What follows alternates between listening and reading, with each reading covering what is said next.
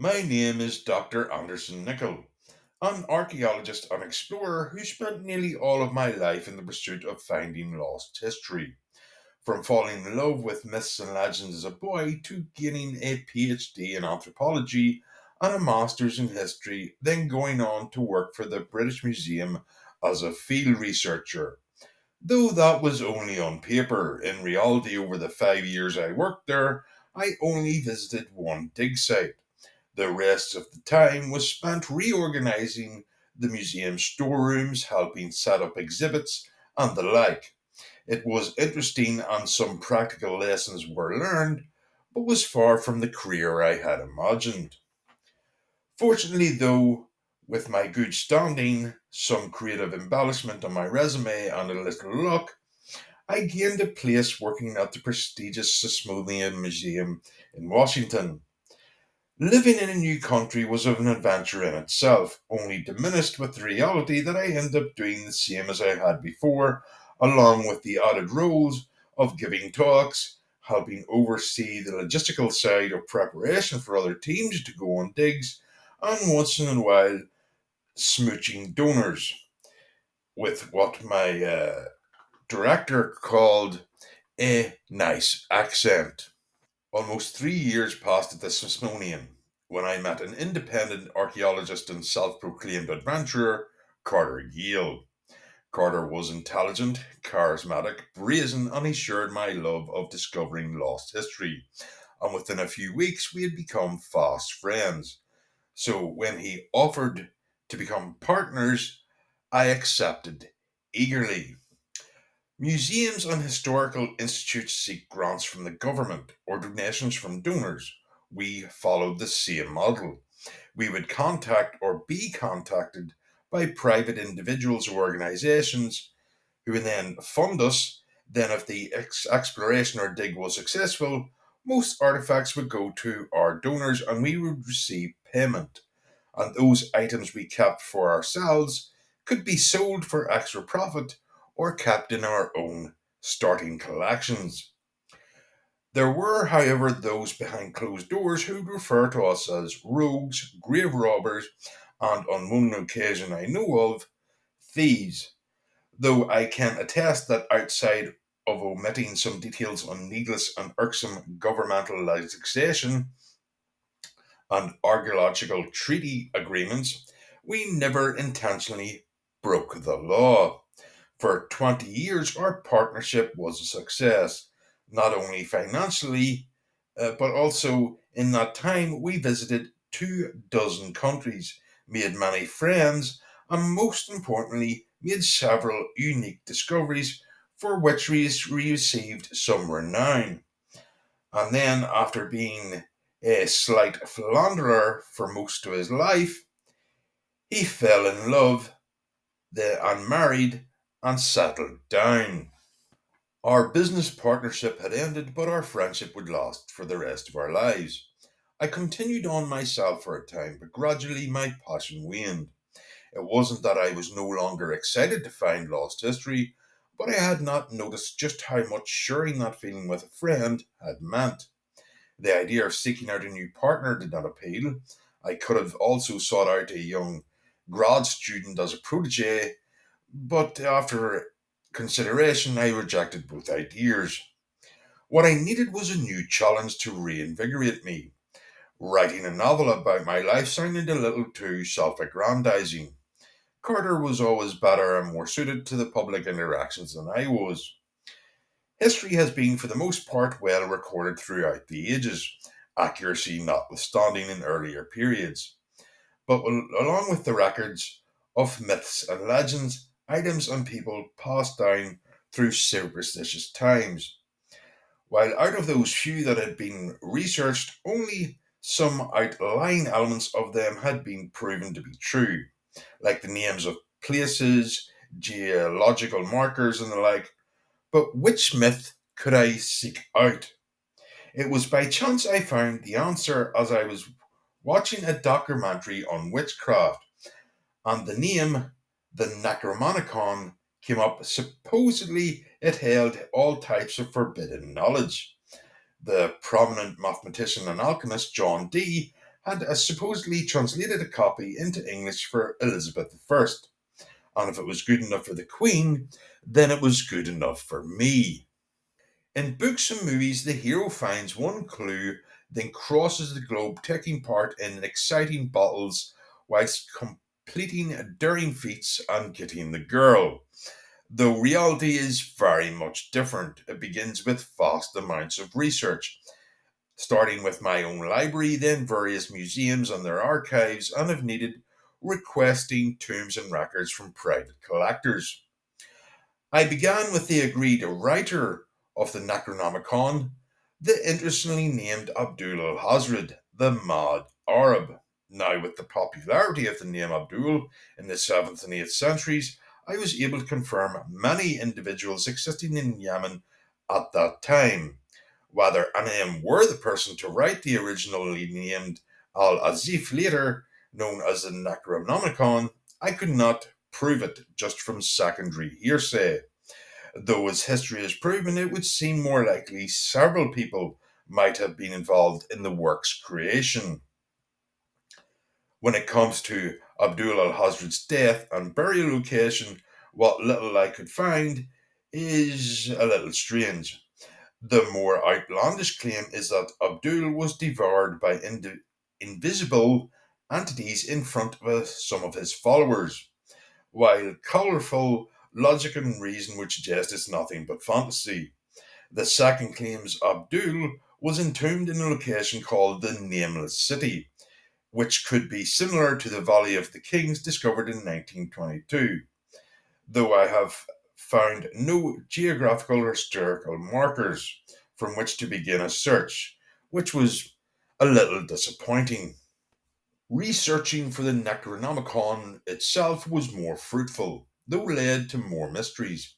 I found evidence showing there were several copies translated to Greek between 950 and 1100 in the works of Eumenethes the Athonite and Ibn al Tayyab, though the likelihood of any of their copies existing would be remote at best, as normal wear and tear itself would not have left a copy in any readable condition.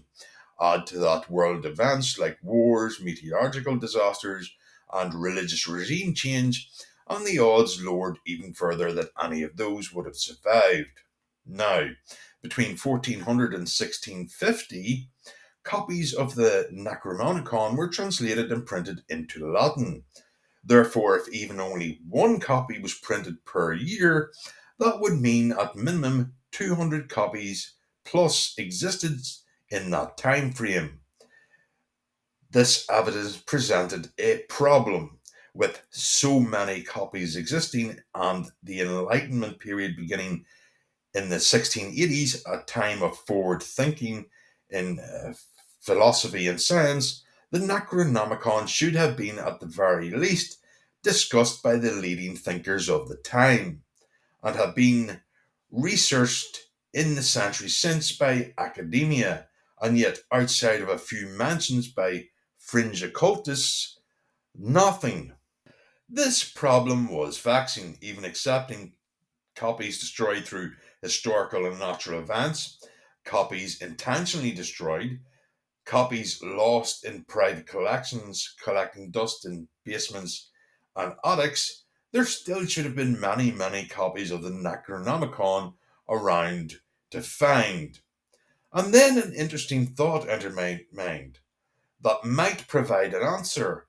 What if some group or individual had deliberately suppressed all information about the Necronomicon? At first, I dismissed this as a humorous conspiracy theory, though as I continued my search, evidence suggested it might hold a shred of truth. Now, when it comes to the Necronomicon, I found at least one copy had been in the town of Salem, Massachusetts in 1692, coinciding with the witch trials.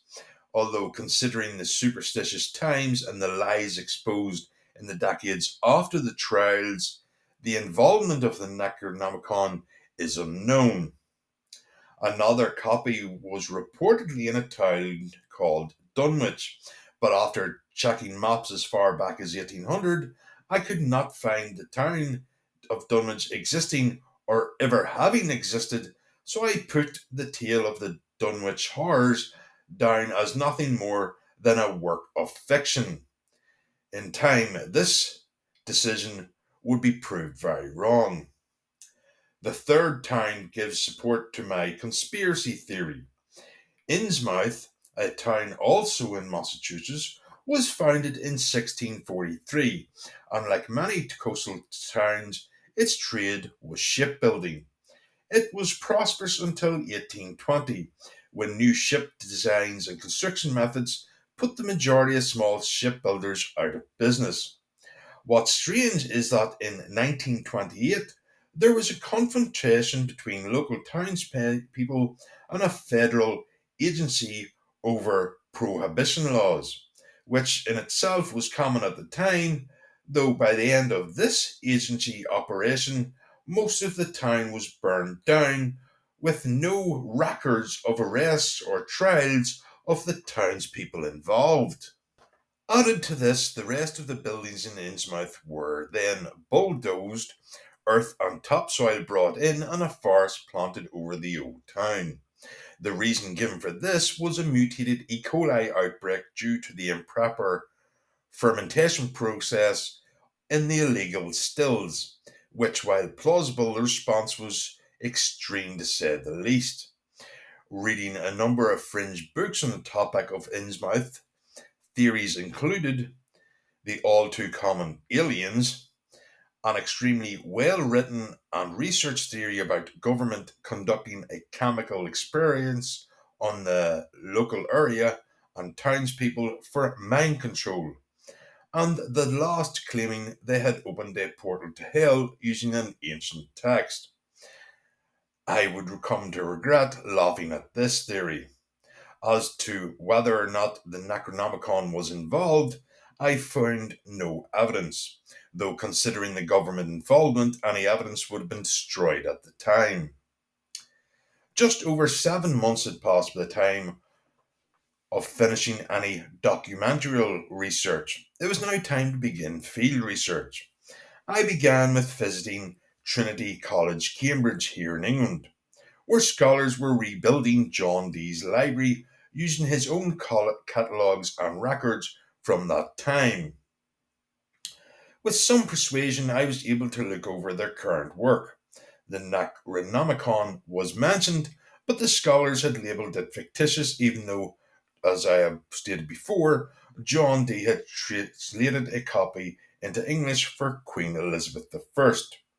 Visiting John Dee's home was not possible, as it had been torn down not long after his death, which brought to the thought at the time it seemed anywhere the book was rumoured to be, there was some sort of incident and then the destruction of that place. I then visited Salem. Even with little hope of finding any evidence, it was still a nice place to visit, with lots of its history and architecture still on display, though some parts did feel more like a tourist attraction. Then Innsmouth was next, however, finding where it had stood was made harder by the lack of any actual road signs. But thanks to a combination of a lorry driver, a gas station attendant, and two different farmers, I was able to locate the forest placed above Innsmouth. Needless to say, when I asked about the town, some strange looks were given. I drove on a dirt track through the trees to what must have been a dock. Going by the depths and the ruts in the old dirt road, it would be reasonable to conclude that random fishing hobbyists used it during the day, and going by a discarded condom by young lovers at night. After spending almost 3 hours walking around, I found little sign that a thriving town had once stood there. Some pinions at the dock, and a couple pieces of metal that had been brought up through the ground as the trees grew. One oddity did stand out. In certain places, clumps of trees seemed sickly, or maybe deformed would be more accurate. Though I'm not a botanist, the dirt under the strange trees was darker and richer, It could be explained by something giving extra fertilization. Maybe livestock had been culled in those places, or maybe even people considering the lack of arrest and trial records from the governmental raid. That thought brought a chill to me, along with the idea that since Innsmouth had been made to disappear by the government, then how many times had it been done before or since? With that troubling thought, I returned to my hire car and left. My next destination was Damascus in Syria to visit the National Museum, but the reactions I received were either mild amusement at my questions or outright scorn. Trying to gather information there proved fruitless. The Vatican City Museum was much the same, except I received even more scornful looks on a personal sermon from one scholarly priest that forcefully said my eternal soul would be damned if I continued my search. Another prediction that would come back to haunt me. When I returned home, quite a lot of mail had accumulated, so after a good night's sleep and a warm breakfast, I began opening it. There were receipts from my accountant for bills paid, historical papers, some junk, and then a brown envelope I wish I had burned. The letter was from an old contact in France whose name is Serge and read, Nickel, visit this address if you're still interested in the Necronomicon. And if it works out, wire my usual fee, Serge. That was Serge, short and to the point. Though even now I don't know if Serge sent this letter, as there was never any acknowledgement of his payment. 2 days later, I flew to Dresden, Germany to find the location of the address. It was always nice to visit an old city. Dresden being 800 years old, and the site it's built on has held settlements as far back as 700 BC. This time I also had excitement over gaining solid evidence that could lead me to a copy of the Necronomicon. It was to the older eastern part of the city the taxi went after telling the driver the address, but I asked to get out 2 streets away, not only to enjoy the atmosphere of an old place, but at the same time to study the surroundings and gain an idea of the place I was going. Both sides of the street had 4 story buildings in the early modern era style. The address was in the basement of the building second from the end. When I walked to the staircase, there was a small sign in German saying Wagner Bookshop. The windows were dusty but held what looked like a lot of old books. So, a bookshop specializing in books from the past, which increased my excitement. Once I had opened the door and walked inside, it felt as if I was walking into the past. The counter to the left of the entrance was aged wood, like the shelves against the wall and the stacks running to the rear of the shop, all filled with more old books. The floor was of old slate and also held a layer of dust like most of the surfaces. There was no staff, so I walked down the middle stacks to the back, not too loudly calling out hello. At the back there was a wall of half wood at the bottom and frosted glass at the top, with a leaded pattern covering it, and a door of the same construction. After tapping lightly and waiting for a few moments, the door opened and an old woman in her 60s with a youthfulness in her face greeted me. The following conversation was held mostly in German, but for convenience, I will tell it here in English. I introduced myself and my reason for being there. She looked at me appraisingly, then introduced herself as Thalka Wagner and invited me inside. She closed the door and motioned me to a chair at the kitchen table. Once seated, Thalka prepared tea as I looked around. Like many businesses of the past, the owners lived in the same building. In this room, there was a settee with chairs, small kitchen table at which I sat. To the end of the table was another partition wall behind which I would guess a toilet and bedroom were.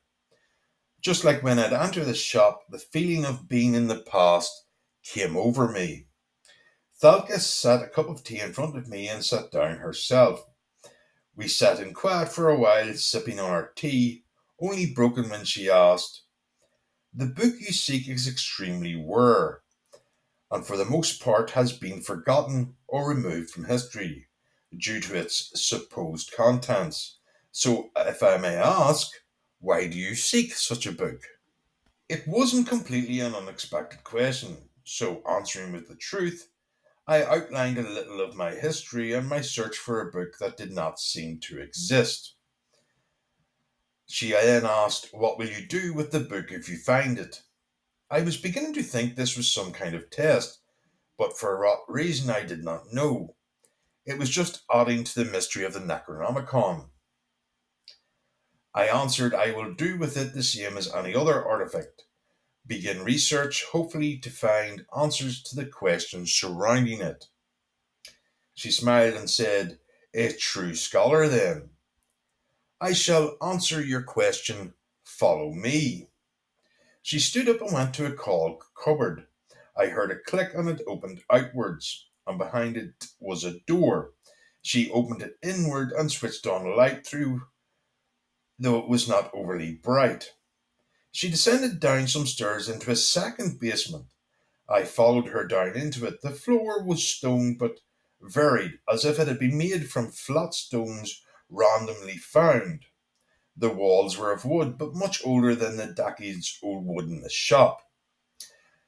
The light bulb was large, but less light, with a yellowish tint, very like old buildings from the 30s and 40s. Only two objects were in the room: a small table against the back wall, with a safe built into the wall above it. Thelka opened a small drawer in the table and took out a pair of black gloves and put them on. Then, after taking out a key, she opened the safe's door, and my breath caught in my throat. A book was inside. She carefully lifted the book out and set it on the table and stepped back a little. I moved up to the table. The book was about 45 inches by 30 inches and maybe 4 to 5 inches thick. The binding was of black leather. It had little cracks and a few small raised bubbles. The leather in the cracks held some darks and greens and reds. It was enticing. As my hand went out to open the cover, Thalka's hand lightly touched mine. She then opened the cover for me, and there in Latin, surrounded by symbols I did not recognize, on mustard coloured paper, caused by time, was the word Necronomicon. My search had been completed, and I felt a little overwhelmed and relieved. Stepping back and taking a deep breath to collect myself, I was about to move toward the book again, but before I could return to my examination of the Necronomicon, Thalka closed the cover and placed it back in the safe, locked it, returned the key and gloves to the drawer in the table, and then motioned me to the door. Once we were back in the living quarters, I asked if she were owed anything for her time, but she refused. She led me to the shop door and bid me farewell. When I walked up the steps and out onto the street, my mind was racing. It was only then I realized it was getting dark, which was strange as it had been no later than 10 a.m. when I entered, and no more than 60 to 90 minutes could have passed while I was inside. After taking a few deep breaths, I decided to walk back to my hotel to clear my head. Unknown to me at the time, the Necronomicon had already ensnared me. After returning to the hotel and having dinner, I went to my room to rest, though my mind was too filled with new thoughts to let me. My original goal had been achieved, that the Necronomicon was real, a book that was dismissed by academics as myth. I had proven its existence, if only to myself. But was that enough? It was enough to satisfy me my personal curiosity, but what if more could be done? If I could obtain the Necronomicon and translate it and reveal its contents into the world, The Necronomicon might contain knowledge the human race has lost, or information on the natural world that would lead to new breakthroughs in the future. Even if it just contained the superstitious ravings of the mad Arab, it would still be considered a popular discovery with the modern resurgence of the occult in college campuses and among the upper class and celebrities. And not to sound too egotistical, but it would also secure my name as a notable scholar throughout academia. So many possibilities existed, and all I needed was the Necronomicon. After a restless night, a decision was made. I would acquire the Necronomicon. So after placing my checkbook in my pocket, I returned to the bookshop. When entering this time, seeing no one was not a surprise. I walked to the rear of the shop and tapped on the petition door, but no answer came. After a while, I knocked the door twice more, but still no response. So I opened the door and went inside, but Miss Wagner was not there. Returning to the street, I sat on a nearby bench and waited. Every 2 hours, I rechecked the store, but no owner was there. And the last time at 6 p.m., somehow the door was locked. It was quite odd. For the next 3 days, my routine was the same: visit the shop, wait, then walk to a nearby coffee shop where I would replenish myself, then return to the bench and wait some more, then return to my hotel in the evening. It was frustrating, and what on the first day was odd was now even more so, as there was no Miss Wagner, or customers were seen entering or leaving. At the hotel that night, I began to think that the first day I had went to the shop, it had been locked, and while waiting for it to open on the bench, I had dozed off for a while, and my meeting with Miss Wagner and finding the book had been nothing more than a dream. When I arrived at the bookshop, I decided to have a good search. I went up and down every stack. I checked behind the desks, anywhere a person might be waiting, but I found no one. I went into the back living room, and after checking it, which did not take long, I decided to open the door to the rear of the living room.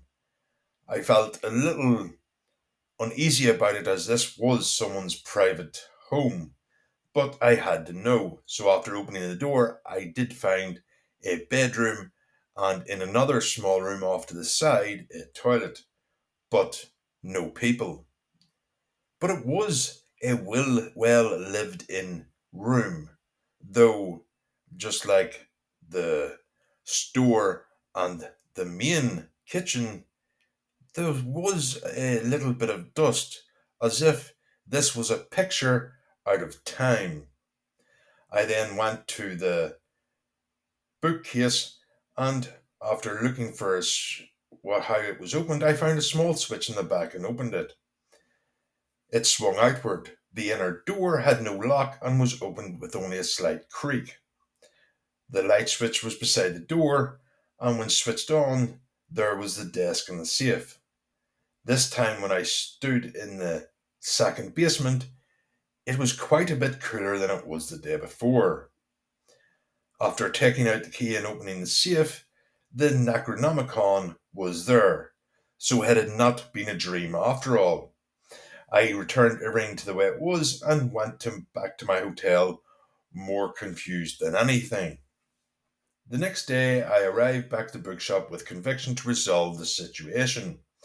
Using a pair of brown leather driving gloves, I carefully placed the Necronomicon in a carry case also bought that morning, and placed a note explaining I had taken the Necronomicon along with a cheque made out to Miss Selka Wagner for the sum of £50,000 and contact information if she required more compensation for the Necronomicon. Then I returned to my hotel. For the rest of the day and into the early morning, I looked over the pages of the Necronomicon. Unfortunately, I could not understand it. I could speak English, French, German, and a moderate amount of Italian and Arabic, but my Latin knowledge was less than satisfactory, so I could make little out. And then there was the unknown symbols and drawings I had no context for, though even with no understanding, they were still fascinating. After booking an evening flight home, I returned to the shop one last time to conclude my ownership of the Necronomicon in person with Miss Wagner. It was at this point the situation took an unexpected and bizarre turn. The shop window, once filled with dust and books, the panes were now covered in old yellowed newspapers. There was no sign, and the door was locked. It looked like the shop had not been opened in years. A chill ran up my spine. The likelihood of her closing the shop overnight was not impossible, but was exceedingly remote. To try and answer this, I returned to the cafe where every afternoon I had seen a man in his 70s who I would ask about the bookshop. When afternoon came, he arrived and took his usual seat outside. When he had received his coffee, I approached him, introduced myself, and told him I was looking for a bookshop, but the only one I found was the closed one. He told me it had always been the only one in the area. I asked him when it closed, and the answer he gave me shocked me. The old man said the shop was opened in the 1920s by a Mr. and Mrs. Wagner. Then in 1933, they went through some financial difficulties due to Goebbels' action against the un German spirit policy, which limited the books they could sell. Then in 1941, Mr. Wagner was conscripted into the army and killed in battle a few months later. The last unfortunate incident to fall upon the Wagners was in 1945, when the Allies bombed Dresden, destroying part of the building. Some of the roof of the basement collapsed and killed Miss Wagner. After the war ended, the building was reconstructed. Their son reopened the shop for a few years, but ended up closing it, but must not have sold it as it has stayed the same since. After thanking him and paying for his coffee, I began walking back to my hotel. It is to say that my body was trembling, my mind was overwhelmed. It was simply too hard to believe. The next thing I remembered, I was sitting in my room staring at the travel case with a Necronomicon inside, only brought out of my stupefied condition due to a call from the front desk informing me my taxi to the airport had arrived. Numbly, I lifted the suitcase and reached for the travel case with the Necronomicon inside, and hesitated, with everything that had just transpired, to gain it. What else could happen in the future? Were the legends of this book true?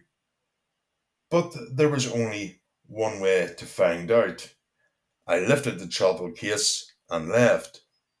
By the time I had arrived home, my trepidation had lessened somewhat, and by the time I had collected the required books needed to translate Latin, it was gone altogether, overtaken by excitement of the knowledge to come. Over the weeks that followed, I lost myself in the book. Some passages spoke of other dimensions with worlds that held being so vast they were hard to imagine. It described gods, or maybe godlike creatures, as powerful as they were repulsive in appearance, and utterly demented in their use of their followers and sacrifices alike, with the desires that could only be called evil. Other passages explain the use of opening and closing portals to these other worlds. The words creation and destruction, life and death, would be used in the same context despite being opposites. Some of the mysterious symbols were explained in Latin, but many others were not. Sometimes whole pages could not be translated. How Abdul had been able to create this book, let alone have an understanding of it, in such an enlightened time, was an enigma in itself. If even a part of this book was true, then the implications for humanity were both awe inspiring and terrifying in the extreme.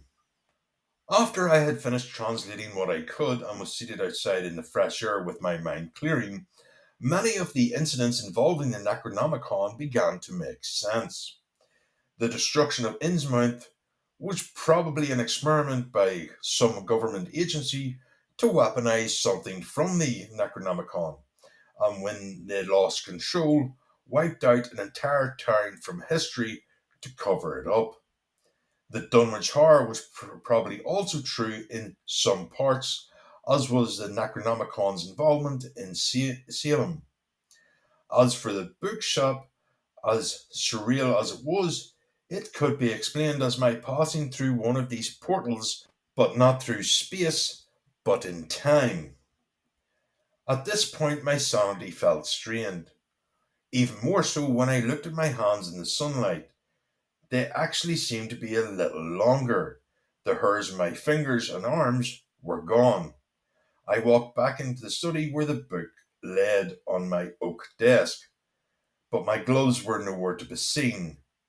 When I had stopped using them, I did not know, but my physical changes were not alone. The desk top that had once been smooth with a waxed finish now resembled the leather from the book, and the legs of the desk now looked similar to the deformed trees from Innsmouth. With these two discoveries, I had a moment of clarity and made two decisions.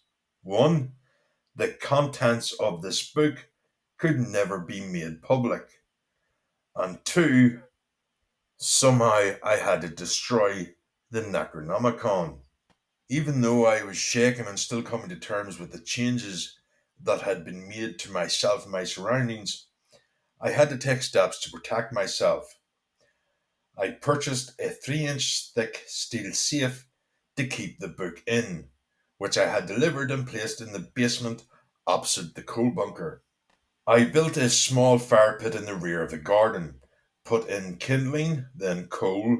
With gloved hands, I placed the book on top with it opened in the middle, covered the book with more coal, and lit it. When the fire had reached such a heat that the bricks were almost glowing, I placed a piece of vented plated steel on top to keep the airflow going, and then I left it for a full day. When I opened it, some of the coals were still warm, so I cleaned around the book with a garden trowel. Using gloved hands, I lifted out the book and brushed the ash from it. It had no damage. I was beyond words. How could a thing be possible for no, not even a crack in a page? So back in the safe it went. Over the next few days, I did a number of experiments to prove a theory. I used a collection of different acids on the book's pages, and no effect. Then a selection of power tools, also to no effect. I placed different religious symbols on the book and splashed it with holy water, and once again, no effect. So my theory was now fact. Considering the conditions of the cover and pages, the effect of those was time, and time was the only force that could truly destroy a part of the natural world. So only time would destroy the book. With no other avenue to pursue, and with the book safely locked away, I returned to my research.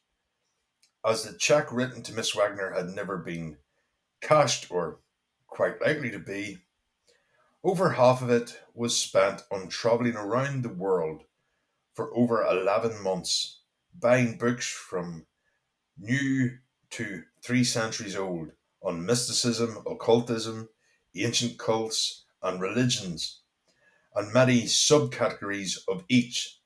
So after returning home, I had 237 books to work my way through. Almost a year and a half had passed since I began my researching of these books, and while much knowledge had been gained from the books, I found no other way to destroy the book than time, and time was something no longer knew how much was left, because even with the book locked in the safe in the basement, the changes unfortunately had continued. I was now bald, my eyes were a little larger and rounder, and my skin was paler. How long these changes would continue to go on for and what I would turn into, I had no comprehension, and it was deeply troubling. So now the book was not only the only problem to be removed from this world, the second problem was myself. While I could fill my basement with concrete, then demolish it and make it into a forest like Innsmouth, there would still be a chance at some point in the future it could be found. The same might happen if the safe was dumped in the ocean, even if the chances were millions to one. The issue was my body. If found after my death, God knows what would happen if anomalies in it were found and experimented on. Tying myself to the safe and going to the bottom with it would have been a choice, but I'm ashamed to admit I did not have the courage to take my own life. I spent a few days at a rental house on the coast to clear my mind, to try and deal with everything that was happening, and to try to come up with a plan to destroy the book and myself, but unfortunately with no luck. While on my way home, the answer came to me. As the seasons were changing from autumn to winter, there was a light flickering of snow, but after coming out of the other end of the tunnel, there was no snow at all, only sunshine, as if I had entered a different world. And that's what I had to do, take myself and the book out of this world and into another, and the book held the key. Once home, I began the last research I would ever do. While the books I had bought on my last trip could not help me destroy the book, several did help explain some of the symbols, which helped me decipher more of the book, specifically the pages and portals. Where the portal would take me, I did not care. The portal ritual was not chosen in any way, it was the first one that was completely translated. For the ritual itself, a number of different items were needed. Various powders to make the markings, including sulfur and nobian carbonate, etc., all simply obtained in today's world. While collecting the physical items, I searched for a location to conduct the ritual. Ley line maps helped me there. A coastal town called Hope Cove, east of Plymouth here in England, had a ley line cross over its point. Close to this crossover point was an abandoned iron mine called Easton, a few miles from the coast and surrounded by forest. A trip there proved it would be perfect. Only one thing more was needed for the ritual, and it would be by far the most difficult act to accomplish: a human sacrifice. A requirement that in the more violent eras in times past, where attitudes and morals towards death were unenlightened to say the least, would not have perturbed the one conducting the ritual. For weeks I agonized over this last act of the ritual. Outside of boyhood fights during my school days, I'd never been violent to anyone. As stated, I had no courage to take my own life, so how could I take another's? Unable to morally justify an act of cold blooded murder, I locked up the book and the house and left.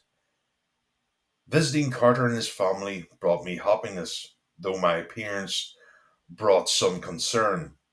A tale of overcoming a case of malaria on an expedition eased their minds somewhat. I visited the Smithsonian to see how it had changed in the years since I had last visited, over a decade ago. Then it was off to May and Carter's first artifact hunt at the castle town of Trigance. near the Jorborne River in France, once home to the Knights Templar.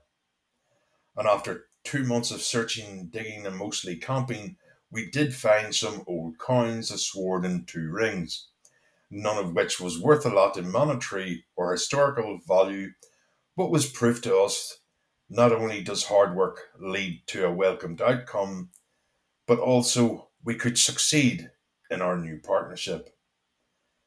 Lastly, I visited Highgate Cemetery for some perspective. In this place that was only around 150 years old, and yet over 100,000 people had been buried there, and yet how many of these people are even remembered anymore? Millions die every single year and are forgotten. The book had caused countless deaths.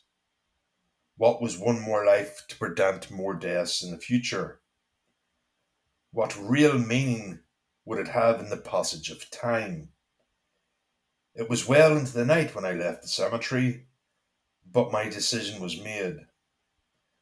I would be damned for my act, but the book would be damned with me. When I was once again home, the search began in local and regional newspapers looking for the person who would become my sacrifice. And it was going to be a criminal, someone who deserved death and would have received it legally less than 40 years ago. I just had to find them. It only took a little over a month to find him, a man named Roger Cross, who had just been released from Her Majesty's Prison Wakefield after serving 17 years for the sexual assault and murder of his own mother. A vile being indeed, who had returned to his hometown of Swire, a small village outside of Dorchester, which was only a 2 hour drive from Easton Mine. Finding him in such a small town was simple, and while lodging at a B&B one village over, I surveilled him for over 2 weeks to learn his routine. He was 40 years old, slim built with unkempt hair, and looked completely average. On Fridays, after he received his unemployment benefit, he bought a large quantity of cheap alcohol, then returned to his home, which looked abandoned, as it has went unused for the 17 years he was in prison. He had not even tried to restore it or even clean it up. And as I learned, he never even bothered locking his door. On the third Friday at midnight, I entered his house to find his unconscious form on a worn sofa. If I had not known his crimes, I would have pitied him. Instead, I placed a cloth soaked in chloroform over his mouth and nose for 60 seconds, then bound his hands behind his back, bound his ankles together, and placed tape over his mouth, making holes so he could still breathe, then carried him to my car, placed him in the boot, and headed for Easton Mine. Once I arrived and drew out the markings and symbols needed for the ritual, I lit some candles and incense, then carried him into the circle, still unconscious. I removed the gag out of his mouth and used the chloroform for another 30 seconds, just in case. It was at that time I began writing this record of myself and my actions, so that someone might know what I did and why. Maybe to justify my actions, maybe to delay what I had to do, or both. If you are the one reading this, you may believe me to be as mad as the mad Arab himself, and who knows, maybe I am. Shortly I will complete the ritual and leave this world taking the sacrificed corpse and the book with me, and it will be ended. I should end this record with some sort of sage words, but I have none to give, so I'll simply say goodbye.